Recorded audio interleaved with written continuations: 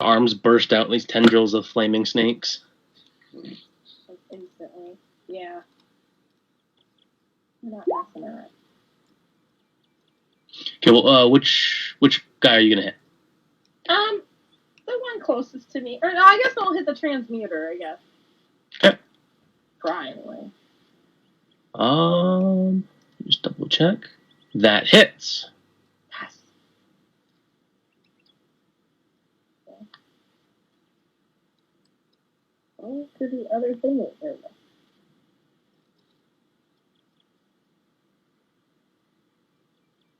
Not letting me go down so I can click it. What is happening? Oh, no. Oh, I'm freezing again. All right. God, internet today. Terrible.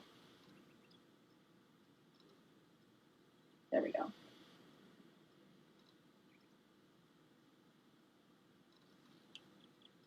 I clicked on this. I don't know if it's gonna roll or what.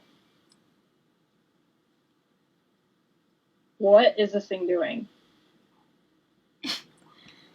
It I in the roll and it took me out of the roll and put me back in the other screen. I'm like, that's not where I want to be, guys. If it's not working, maybe you should use your dice. There we go. Finally. I clicked on it that time. 10 damage. Okay, so you lash out with your first snake, and it kind of wraps around one of the arms of the transmuter, and it starts to burn. You see this sight of pain on its face. Got 2 more attacks. All right, here we go.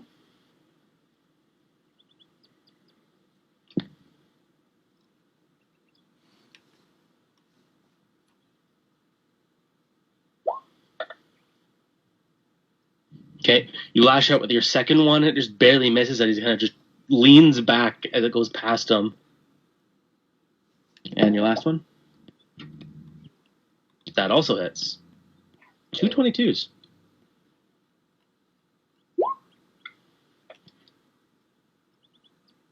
Okay.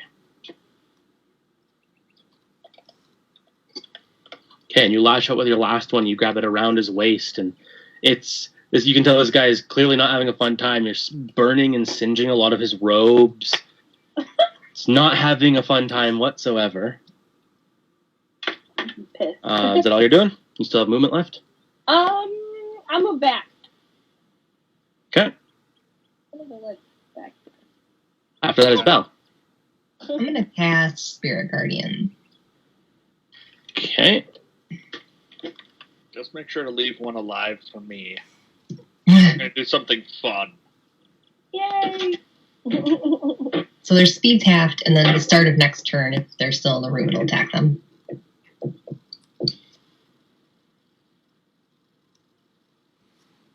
Okay, so Spirit Guardian, so it's a 15 feet circle around you.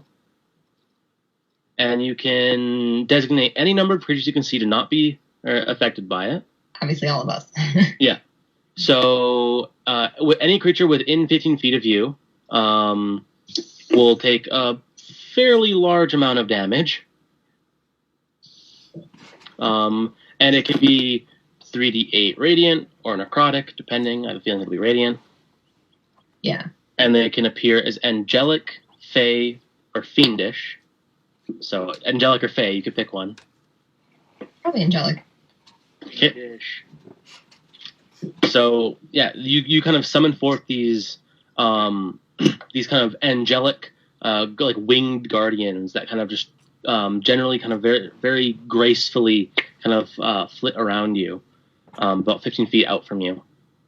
And so, yeah, any creature within the area's speed is halved, and when a creature enters for the first time or starts its turn there, must make a wisdom saving throw or take 3d8 radiant damage.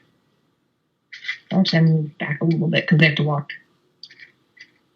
into it. Well, no, if you walk into them, it'll do damage. Okay, so I mean right here I can get all of them. Yep. And they make a wisdom saving throw. What's your save DC? 14. Okay, wisdom. One of them makes it. This is the guy in the very back.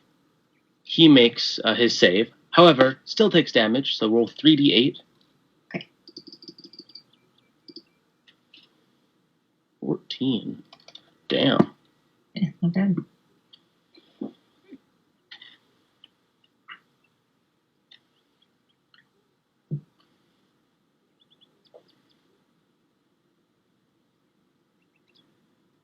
And I think that's it for me.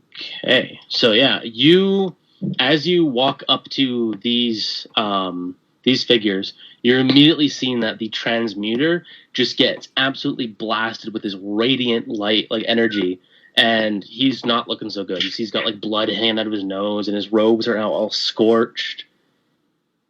However, the apprentices still look okay. They're not the greatest in the world, but they're also not dead, per se. They're doing better than the transmuter. Okay, Kindle, your turn. Now, what's the purpose of a transmuter? What is their role? What do they do? A transmuter is what Caleb is in Critical Role. The transmutation is taking one thing and turning it into another. Ah, okay.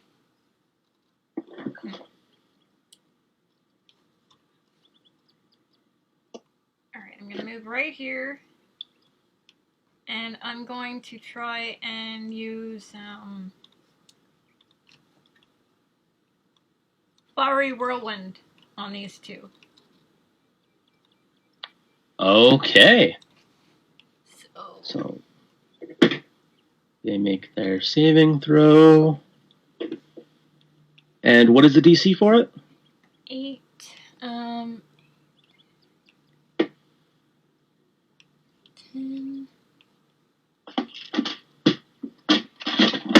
I think it's 14. Let's see. It's your Constitution and your proficiency wait. bonus. Proficiency Wisdom. Just a minute. Okay.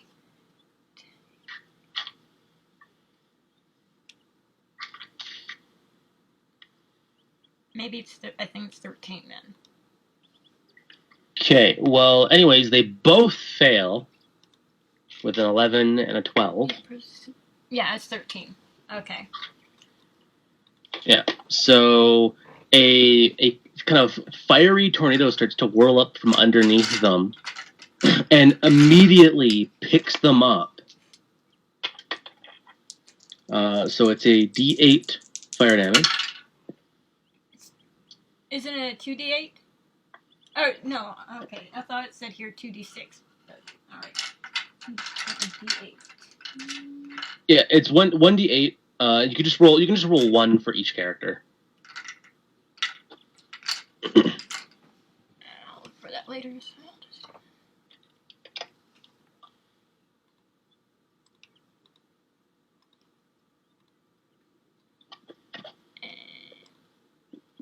Alright. Not much. Okay, they are, however, restrained, so they cannot move. Mm-hmm. They are kind of being whipped up in this fiery whirlwind, just kind of being thrown around and flipped, and they have no control over their movements. Okay, and then I'll hide again. Okay, make a stealth check. 27. Yeah, you swear they swear you went invisible. They have no clue where you are. It's Janus's turn.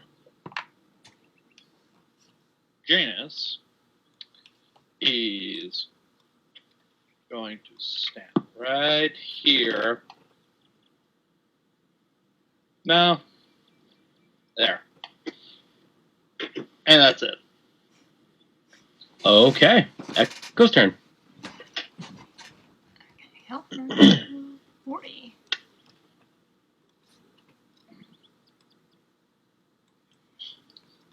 Okay, it's going to pounce this guy. Oops. There. Okay, so Echo starts running up and just pounces onto the transmuter. So make a claw attack. That should hit. That hits. 7. Okay, now you can make a bite attack as well. Alright. So Echo jumps onto this transmuter, clawing into his robes and skin. and then goes down for a bite attack as the transmuter puts his hand on Echo's head and just grabs onto the scruff on the back of his neck and kind of holds them there like an inch away from his face. Good boy. I like how we go from an initiative of 18 to 7. Yeah. Max, your turn. There's no middle ground there. Which one looks the least not dead? The least not dead would be this guy in the middle. All right. I am going to use telekinesis. Okay. And I'm going to pick him up. Okay. That's a strength check. Okay. 4. No.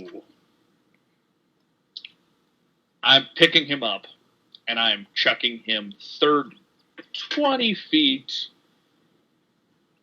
25 feet into the middle of the mud pit. Okay, then.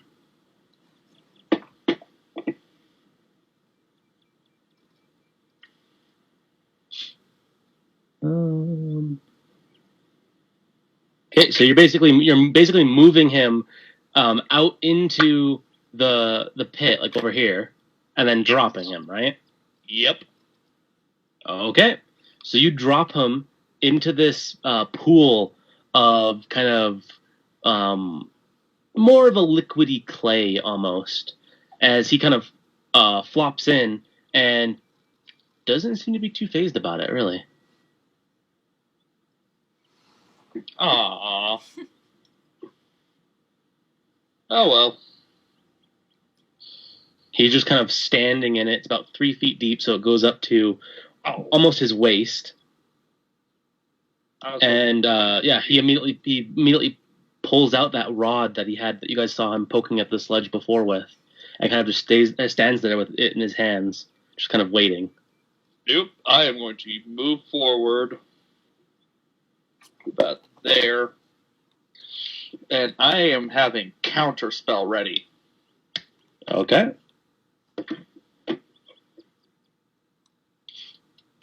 And that's your turn? Yes. Okay, it's Ducky's turn. Okay. Ducky's gonna come over here and he's gonna spit on this guy, the transmuter. Okay. Hey, Ducky.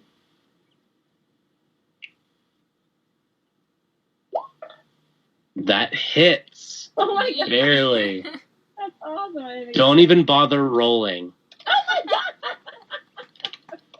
So Ducky runs up and just spits this flaming loogie onto the head of this transmuter as he is immediately trying to like smear off this kind of the mucus that's slowly burning his skin as it burns more and more, and he kind of seeps onto his clothes and starts burning all of his clothes away, and he just looks like he's in the most excruciating pain possible as he just kind of slowly falls down onto his face as you have both boiled his outsides and his insides as well. Wow, Ducky, good job! And Ducky looks around, he's like, I did it. I fucking did it. Yeah, you did. He's like, I killed something. It's like, I called dibs on eating it. Oh. Not before we loot it. Hey, Please don't, Ducky. Yes, please So- do. it's the apprentice's turn. So at this point, you guys can see from within the pool of sludge what seems a couple of small little clumps of it kind of slowly start to rise up to the surface Counterspelled. and begin to you cast counterspell. Yeah. Okay, it fizzles out Oh. Gasket it. as these 3 jelly creatures start to form together on the top and begin to kind of march and like slowly pull their way towards this guy. Uh-oh. And they all make attacks on him. Good. Oh, just trying to kill him. Ha ha! My plan worked perfectly. That's that's a lot of fucking hits. Where are these things? These things are called ochre jellies, Yum. and they're not fun to fight.